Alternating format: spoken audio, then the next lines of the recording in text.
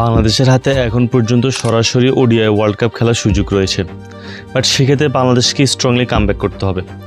এখন স্ট্রংলি কথাটা কেন বললাম সেটা একটু পরে বলতেছি। বাংলাদেশ বর্তমানে ওডিআই র্যাঙ্কিংয়ে 10 অবস্থান করতেছে। সেক্ষেত্রে প্রথম 9 দল সরাসরি কোয়ালিফাই করতে পারবে ওয়ার্ল্ড কাপের জন্য, বাকি দলগুলোর মধ্যে বাছাই পর্ব অনুষ্ঠিত হবে। এখন বিশ্বকাপের আগ পর্যন্ত বাংলাদেশে এখন পর্যন্ত টোটাল ম্যাচ রয়েছে 24টি, এবং কি এই 24টির মধ্যে বাংলাদেশ যদি 80% ম্যাচ যদি উইন করতে পারে বা উইনিং পার্সেন্টেজ যদি 80-র উপরে থাকে, সেক্ষেত্রে বাংলাদেশে একটা পসিবিলিটি থাকবে যে সরাসরি সুপার 8 খেলা। এর জন্য বাংলাদেশকে ওভারঅল 24 থেকে 26টি ম্যাচের ভিতরে অলমোস্ট 19 থেকে 20টি ম্যাচ জিততেই হবে, এবং কি যার জন্য প্রয়োজন স্ট্রং কামব্যাক। এই জন্য আমি এই শব্দটি ইউজ করছি যে বাংলাদেশে স্ট্রংলি কামব্যাক করা উচিত করে থাকে। সেক্ষেত্রে বাংলাদেশে একটা পসিবিলিটি থাকবে যে সরাসরি সুপার 8 খেলা।